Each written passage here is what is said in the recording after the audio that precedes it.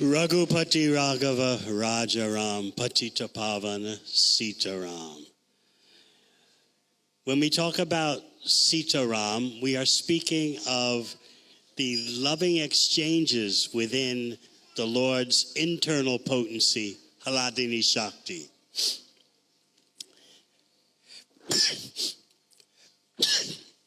The pastimes of Sita and Ram seem to involve a lot of pain and separation.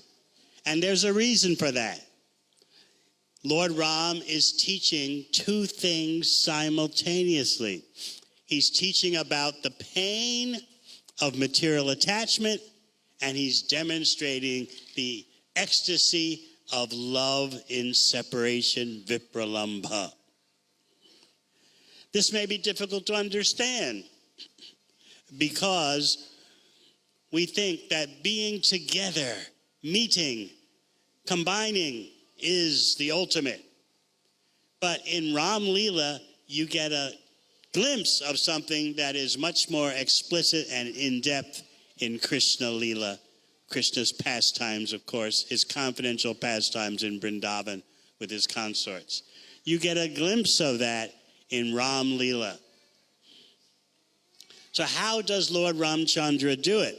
How does he teach both something about the material world of Maya and give you a glimpse into the spiritual world of pure bliss, Satchidananda? First of all, look at how Shurpanakha looks at things. She saw Ram and Lakshman as suitable targets for her material lust. And she saw Sita as some kind of grotesque competitor. When she first saw Sita, she was thinking, this deformed woman is nothing compared to my beauty. And as you know, she petitioned first Ram, come, let us roam together. Let us go to the top of the mountains and cavort. And then, as you know, Ram passed her off to Lakshman, who then passed her overtures back to Ram. And finally, Shurpanakha got the hint. You see, what would you have done in that situation? Shurpanakha, a hideous-looking Rakshasi, who was fond of drinking blood and eating flesh, she had transformed herself into the form of a most celestial, beautiful woman. What would you have done in those circumstances? Come with me. Let us go to the top of the mountain. Let us roam through the forest together. But Ram suspected this is a hideous, flesh-eating Rakshasi. But in any case, as we said, he passed her off to Lakshman. He told Shurpanakha, I'm a married man. You don't want to be a co-wife, do you? But Lakshman, he's single. He's wide open. Focus on him. And then what did Lakshman say? Well, to tell you the truth, I'm Ram's servant. So if you come with me, you'll just end up being a menial servant, because that's what I do for Lord Ram. You don't want that. You don't want menial service, do you?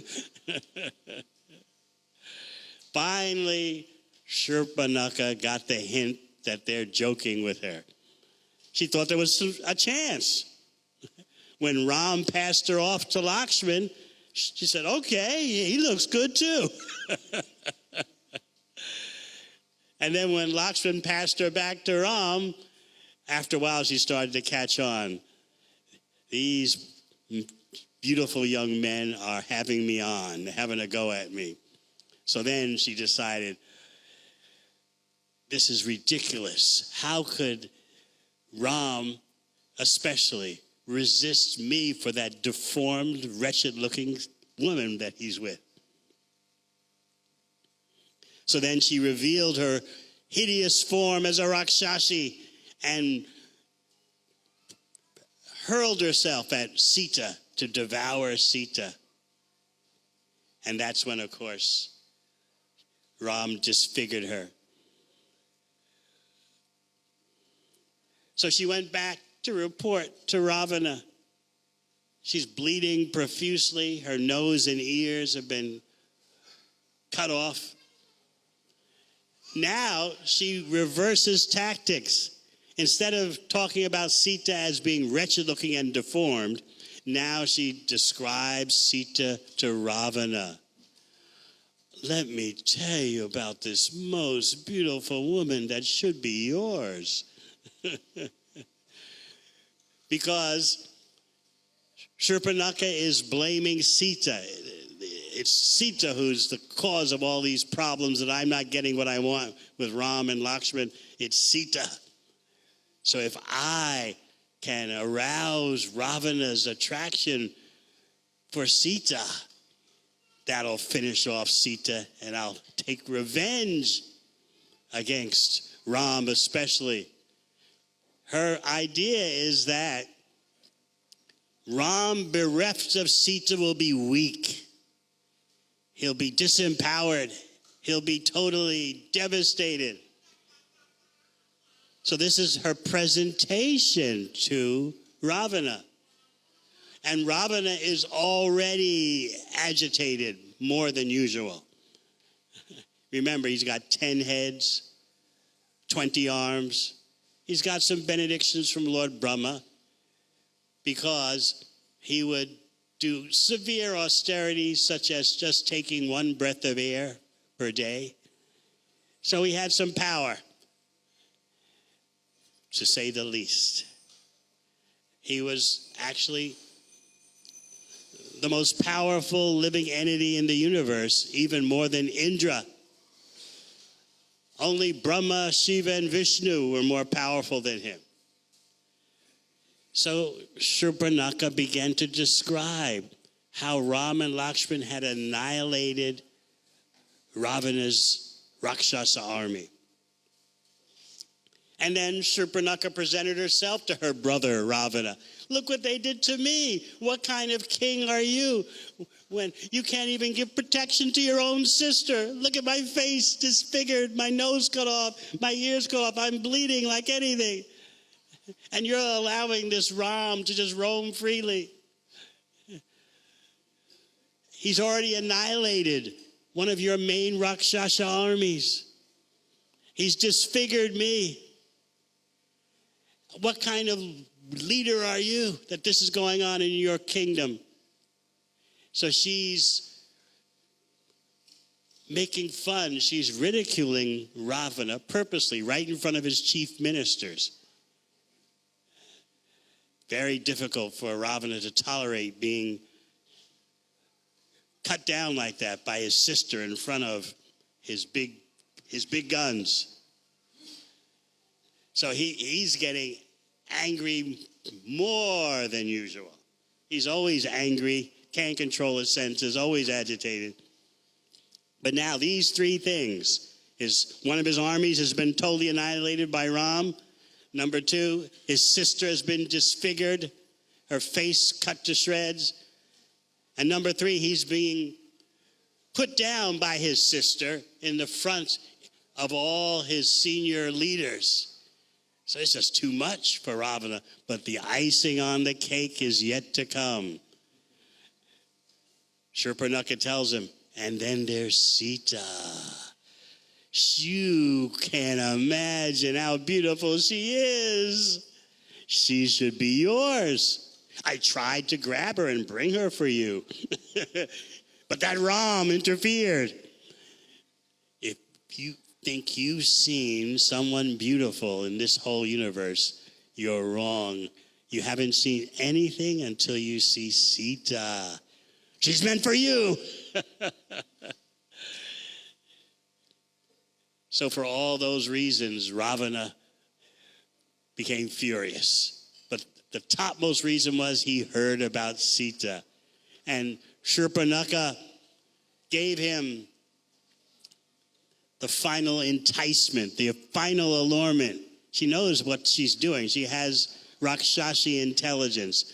That means abnormally intelligent compared to human being, But all the intelligence is for the most degraded purposes.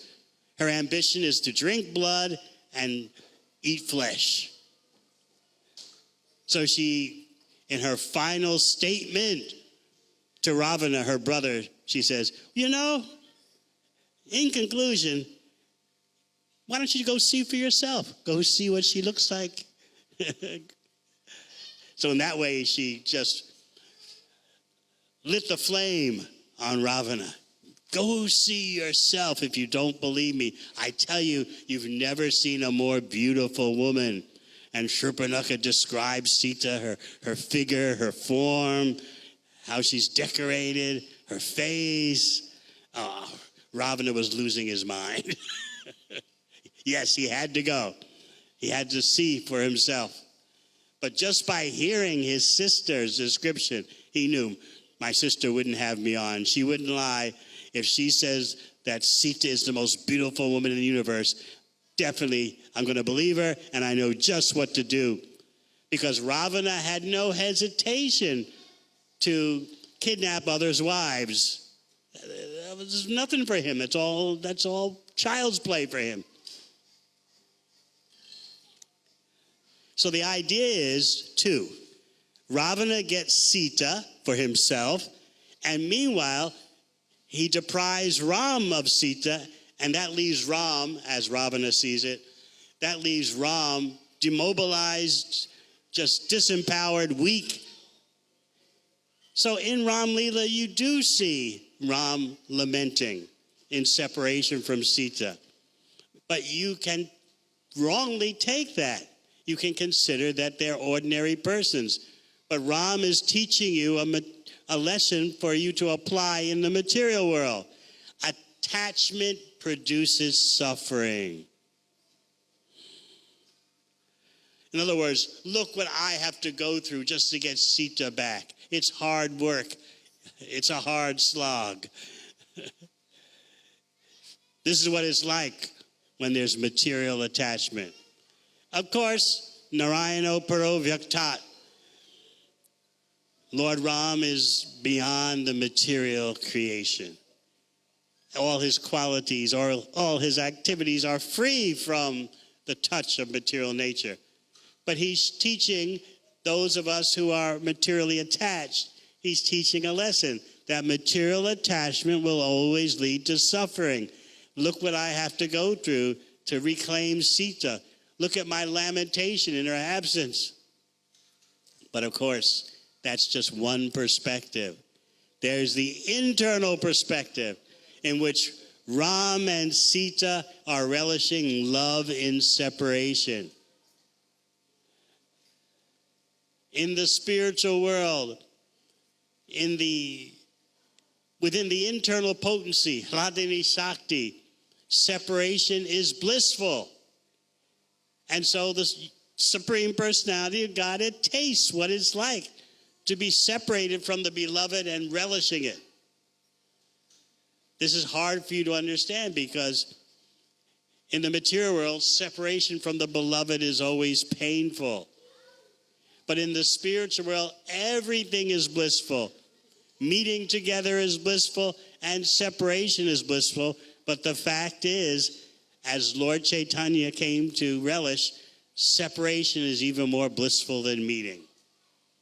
So by understanding this Vipralamba Seva, this love and separation in Ram Lila, you'll start to be able to get some insight into Krishna Lila. And then you'll also start to be able to understand what Krishna came for as Sri Chaitanya Mahaprabhu.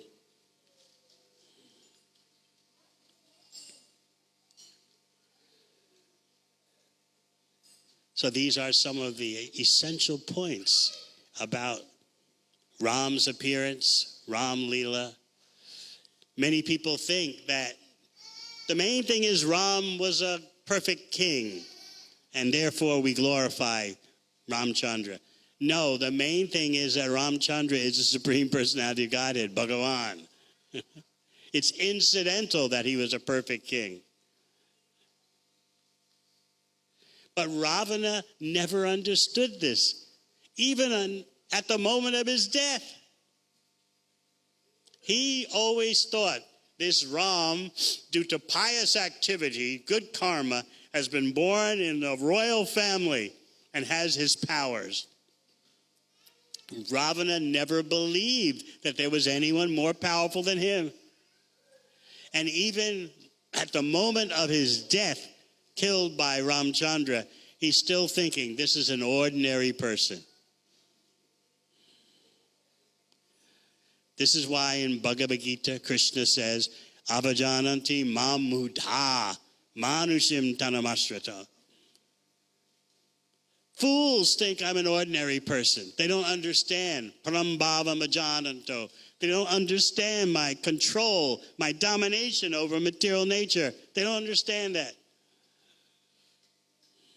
So in this way, many people misunderstand Ram Leela, thinking Ram is a perfect king, that's it. And then when it comes on to time to understand the separation between Ram and Sita, people are bewildered. Oh, how painful, how agonizing. Everything is blissful, Satchidananda, for the Supreme Personality Godhead. Ramchandra's internal potency is embodied as Sita Devi, and they're enjoying loving exchanges no matter what happens. Thank you very much. Hare Krishna.